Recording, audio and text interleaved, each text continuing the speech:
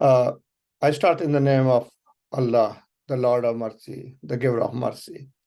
I am Dr. Muhammad Yusuf Hawan. I'm the consultant physician and have been working in one of the NHS Trust hospitals in the UK as consultant general internal medicine, acute medicine, and geriatrics.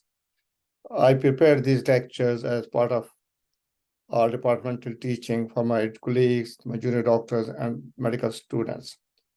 It's considered that neurology is probably the difficult topic, difficult subject in medicine, but I'll try to make it as easy and as simple so that I think it'll be useful for most of the junior doctors as well.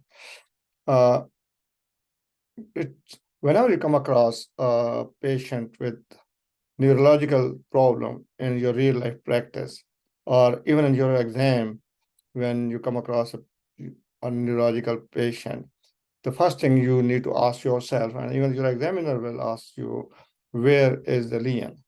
Meaning thereby that you are expected to localize the lesion in some part of the nervous system. And you should be able to do it by clinical examination alone. It is considered that in most of the patients, almost 80 to 85% of patients, you should be able to localize the lesion in some part of the brain with good clinical history and good clinical examination. You usually need imaging studies only in 10 to 15% of patients to diagnose the new lesion. And once you have localized the lesion, that's part of the brain which is involved, and okay, this is the part of the brain which is involved in this patient, only then you will be asked, what is causing this lesion? So where is the lesion, and then what is the lesion? So in this series of 4 lectures, we will be discussing localization of the lesion in some part of the brain. The first part is localization of the lesion in patients who are unconscious or unresponsive. The second part is we'll discuss localization of the patient who is conscious on the anatomical basis in the nervous system. Third part will be localization based on the vascular supply of the nervous system. And the last part will be the localization in the peripheral nervous system. So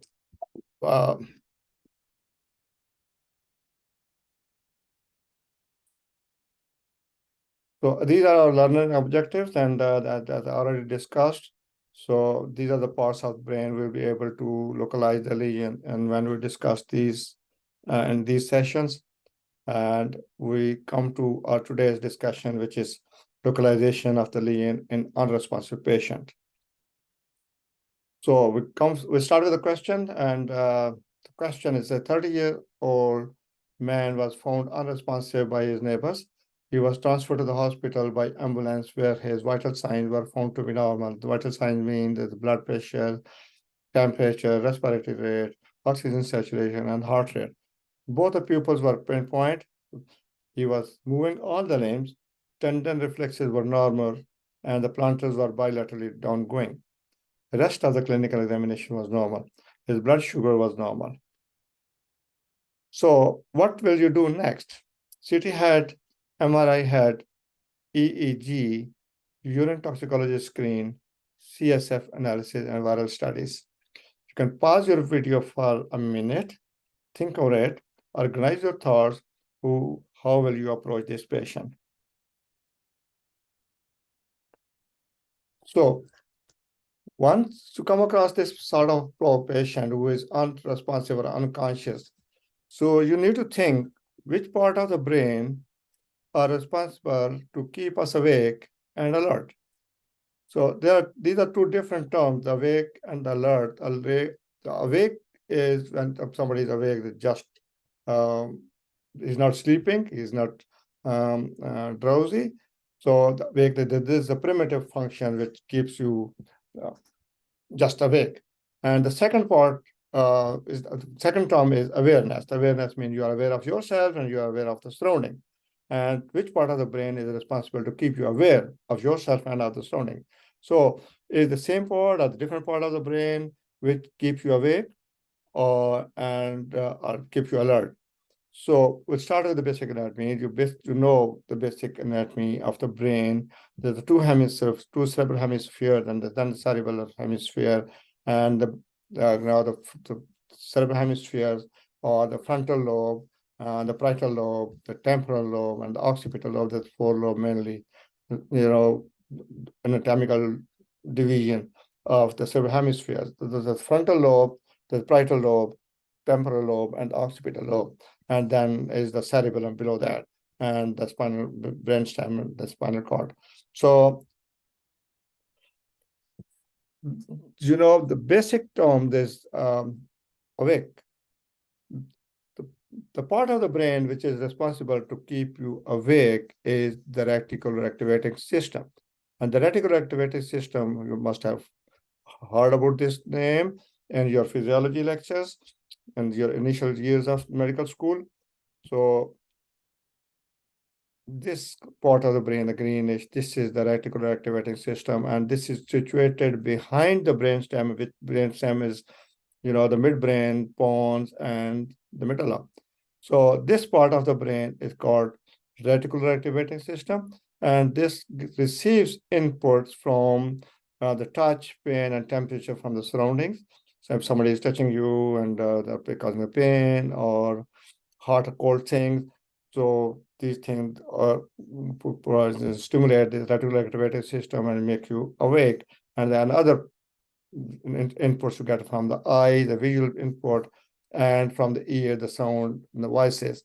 So all these inputs activate reticular activating system, and this reticular activating system send the pulses to all the parts of the cerebral hemisphere, the cortices of both the cerebral hemispheres, and the activation of the cerebral cortices of the cerebral hemispheres make you alert. Alert means I'm aware of the awareness of the surrounding. So awake is the reticular, basically is reticular activating system, and awareness or alertness is the function of the cerebral cortices.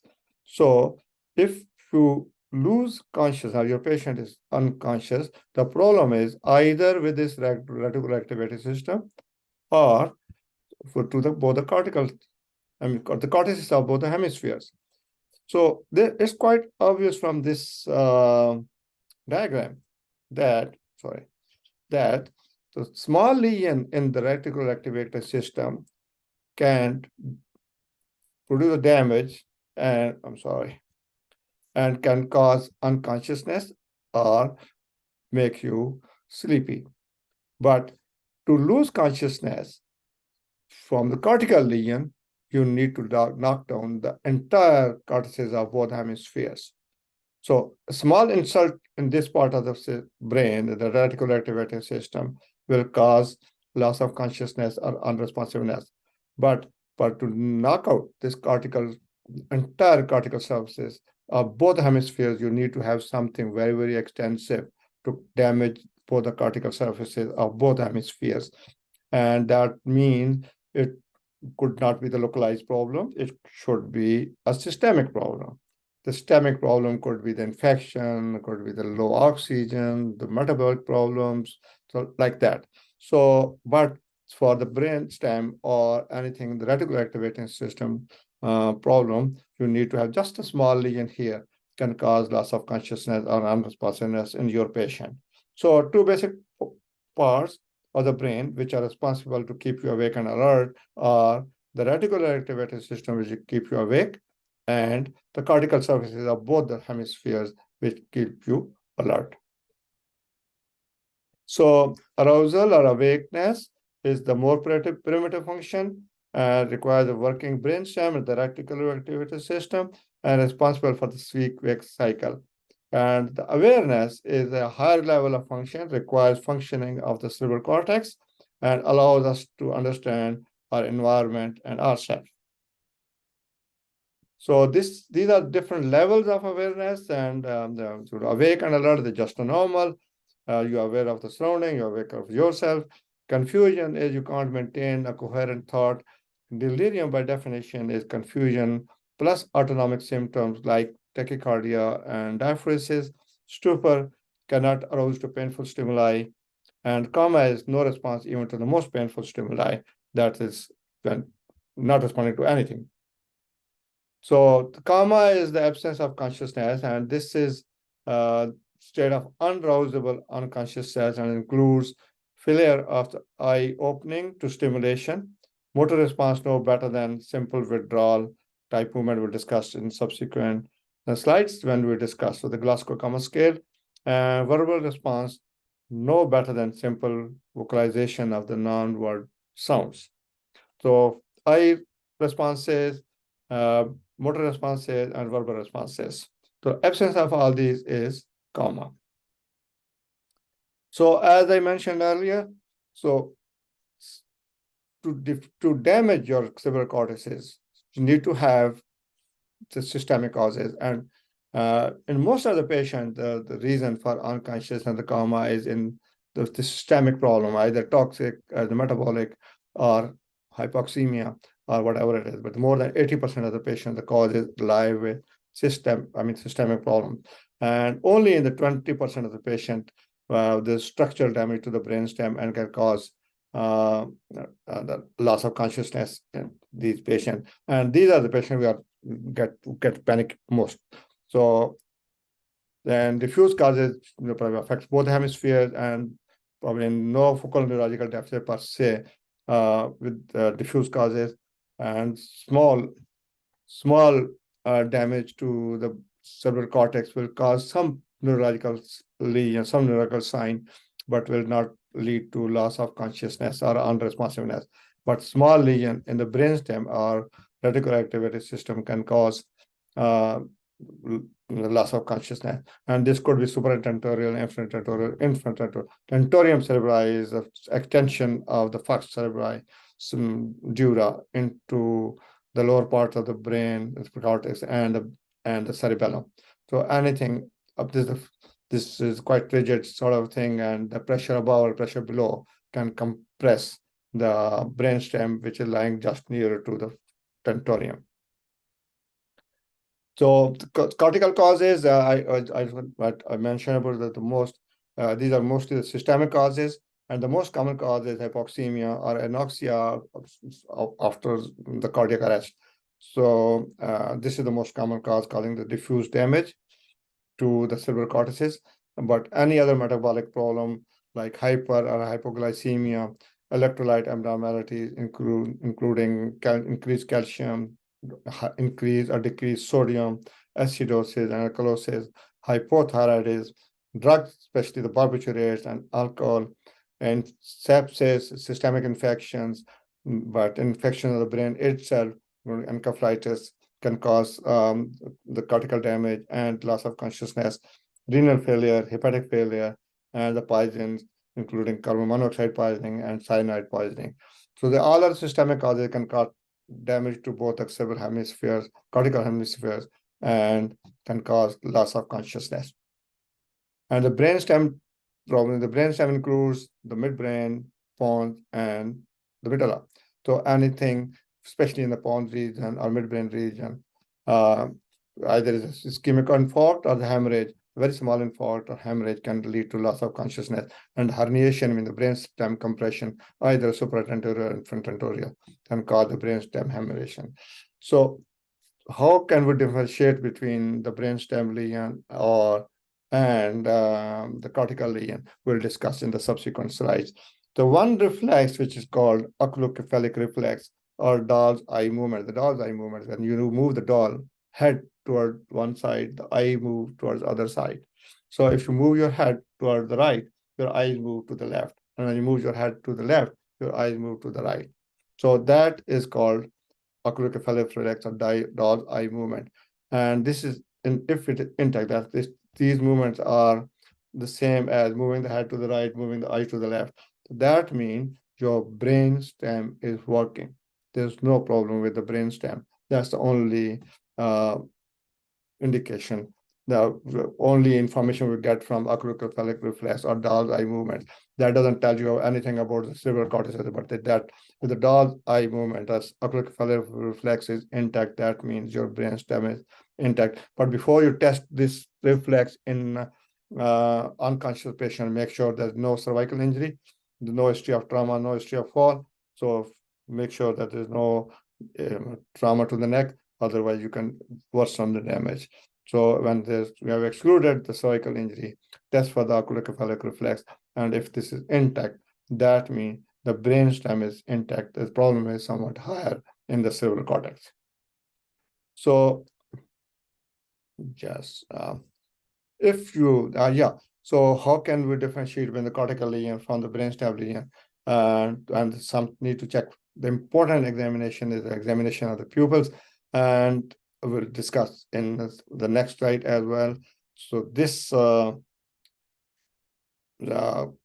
examination of pupils either are symmetrical examination, either both are small or both are large, or this is in the cortical lesion, but in the brainstem lesion, it may be asymmetrical.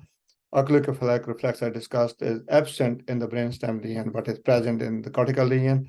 Fundi are sometimes normal, but with extensive cortical edema, the brain edema, probably you get the papilledema, but in initial stages probably will be normal, but you can get early edema in the brainstem, early papilledema in the brainstem lesion. So reflexes are symmetrical in cortical lesion and asymmetrical in brainstem lesion. And myoclonus is frequently present in cortically. Myoclonus is sudden jerky movements of the arm and the leg, and these are present, is frequent in cortical lesion, but absent in or rare in the brainstem lesion. So this is a really very important slide, and I ask you to please focus on this one. So examination of the pupil is really a very, very important aspect of the unresponsive examination of unresponsive patient, and you should not miss examining the pupil in anybody who's unresponsive. And this will give you very important information in unresponsive patient. If you look at the size, if the one pupil is large and the other one is fixed, that means uncal lesion. Third nerve palsy, the brainstem compression, and as mentioned, the compression on the brainstem from either supratentorial or infratentorial pressure. So when both the pupils are midpoint, neither dilated nor constricted, that both midpoint pupils have the barbiturates and midbrain injury. The barbiturate and midbrain injury will cause midpoint pupils. When both the pupils are pinpoint, very, very small, around 3 millimeters. So it's either because of the point line injury or opiates. Any this hemorrhage or infarct of the pons, or either because of the opioid poisoning. If the patient is old, probably the initial thought would be about the stroke, and the stroke in the pontine region, either it will hemorrhagic stroke or ischemic stroke. But if the patient is young, so probably think of opioid poisoning. I'm not saying that you can't get stroke in the young people with this, but the initial thinking would be about the poisoning with the opioids. And then if both the pupils are fixed and dilated, could be the medullary lesion, anoxia, barbiturates, hypothermia, and anticholinergics. And if the one pupil is pinpoint but the other is normal, that is injury to the lateral medulla, or with the Horner syndrome and this lesion to the sympathetic trunk, and is causing pinpoint pupil on one side and anhidrosis. So this part, examination of the pupil in unconscious patients, should never be omitted. And that will be very, very helpful in when looking for the signs, neurological sign in unconscious patients. So the Glasgow Coma Scale is the scale or the examination we use to assess the severity of the severity of the coma. I mean, how deep the coma is, how badly the patient is sick. So this depends upon 3 aspects of examination: the eye examination, eye response, verbal response, how the patient speaking, and the motor response. So eye response is the patient is opening his eyes spontaneously, and that there are 4 scores.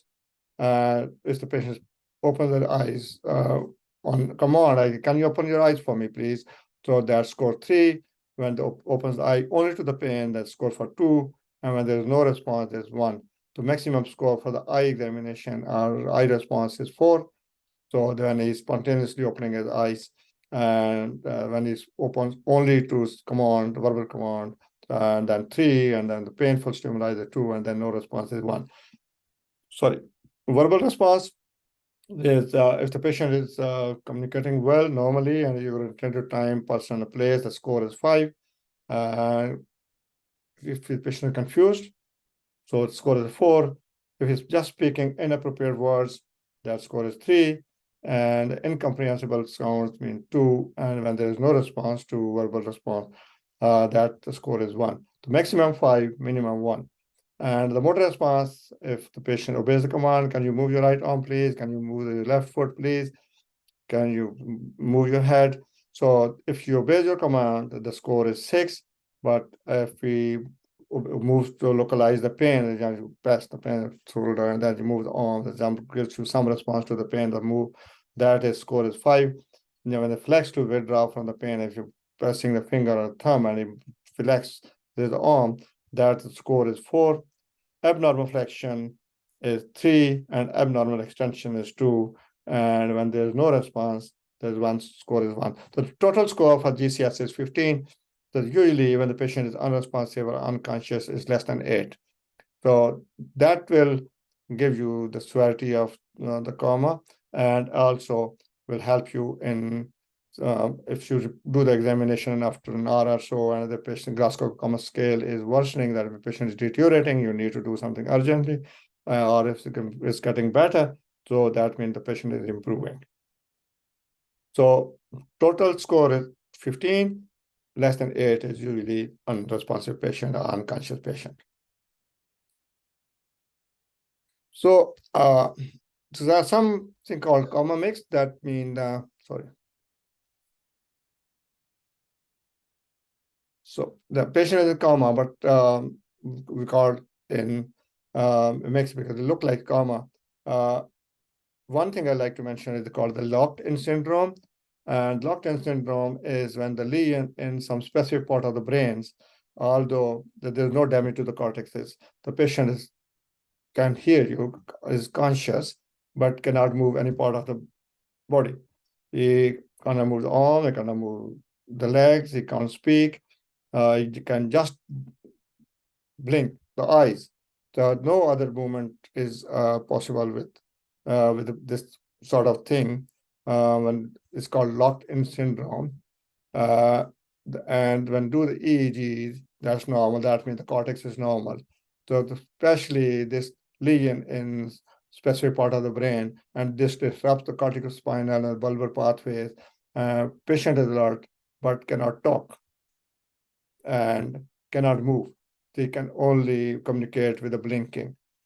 There was one French journalist. He had a spontaneous stroke, and he had the locked-in syndrome. He wrote a book with the help of his wife and the nurse. With blinking of the eye, they was used to show him the alphabets, and he will say, "We'll blink 1 for yes, 2 for no." And with this thing, he wrote a book. The name of the book is probably Butterfly in the Timing Bell. So that's a wonderful book. I mean, you can understand what are the feelings of a patient who is conscious but can't communicate with the rest of the world.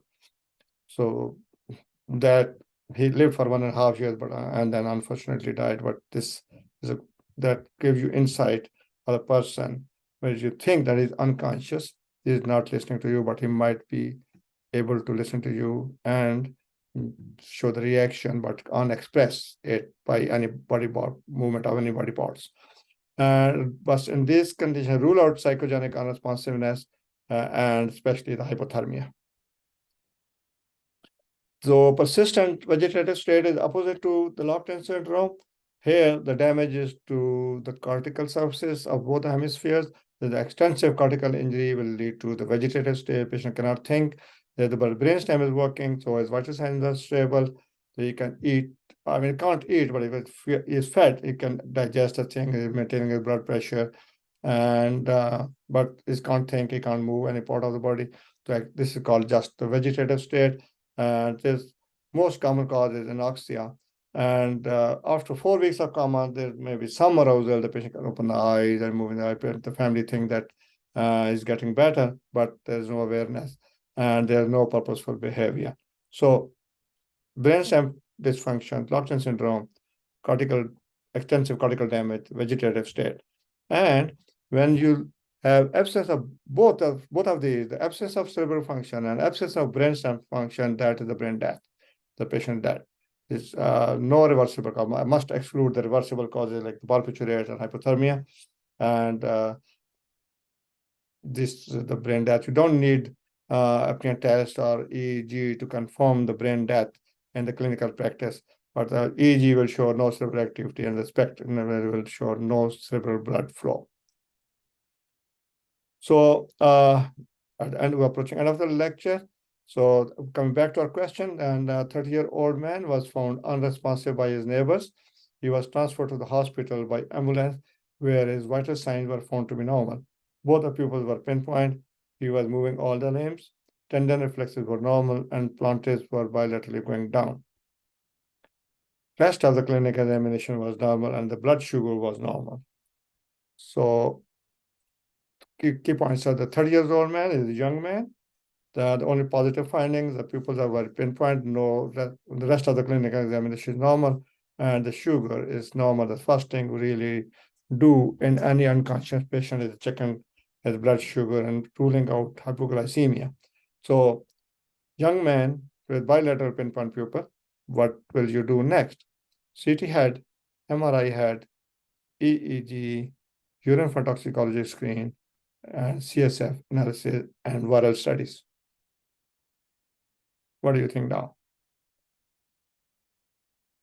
So that is the the correct answer is the urine for toxicology screen. Why? Because the patient is young, and the most the initial thinking would be the opioid poisoning. Would have been old person, probably the CT head would have been the first investigation we'll be doing to rule out the stroke. We'll need CT head later, but we'll need to rule out opioid poisoning in this patient. Why are the other answers wrong? The CT head, we usually do CT head at the first investigation to rule out stroke. Well, MRI head is not the first investigation in such patients. EEG, if you're thinking of the seizure, epilepsy, and the post-epileptic condition, then the next investigation should be EEG, but that's usually not the first investigation in these patients. CSF analysis is done only when we are thinking of brain infection or malignancy scattered to the metastasis to the brain. So, C analysis and viral studies. So then we have approached to this end of lecture, and thank you for viewing your video. If you have any question, any feedback and comments, this is my email. We'll be going to the second part of our lecture, and that we'll discuss in that localization of a lesion in the conscious patient with anatomical basis. So bye for the time being, and take care of yourself. Goodbye.